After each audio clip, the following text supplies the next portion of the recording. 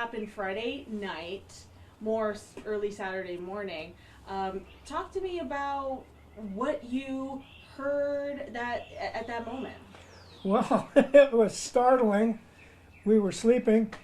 It happened right next.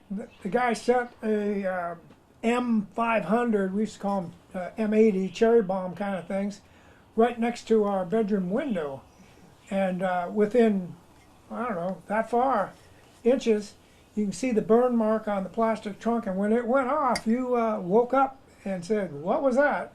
Right. What was going on in y'all's mind when you heard it?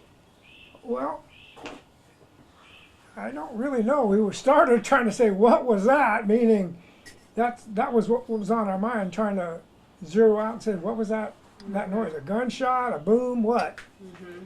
And I guess what was the feeling? Scared? Oh, startled, I guess. Concerned, because it immediately was quiet right afterwards, so there's no after effect. It'll just boom and it's over. You just got to recoup from it, trying to figure out what was that. Yeah. How long did the incident last, would you say?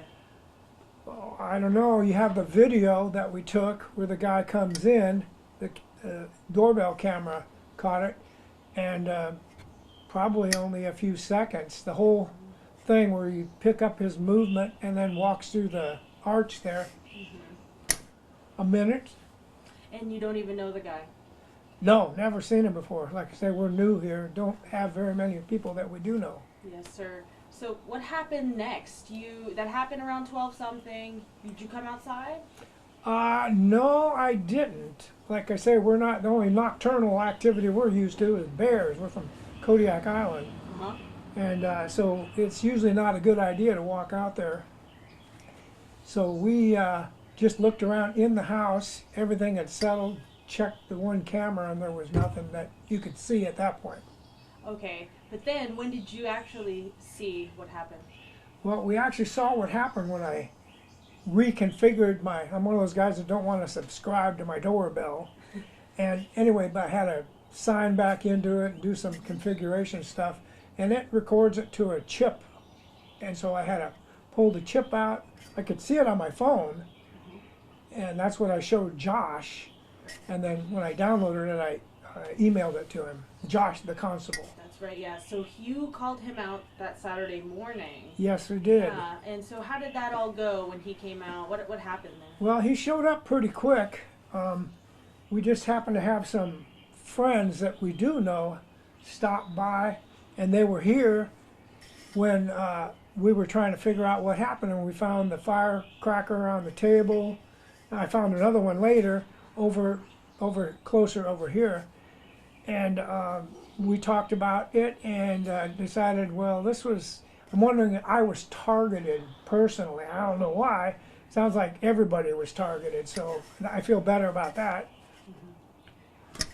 I don't know anybody. So Josh came right away, and he took it over, asked me to forward that, and he said he'd try to find the guy. He had facial recognition software and a bunch of other stuff. So okay. Hopefully we can catch that group. Is now what I hear, there was more than one.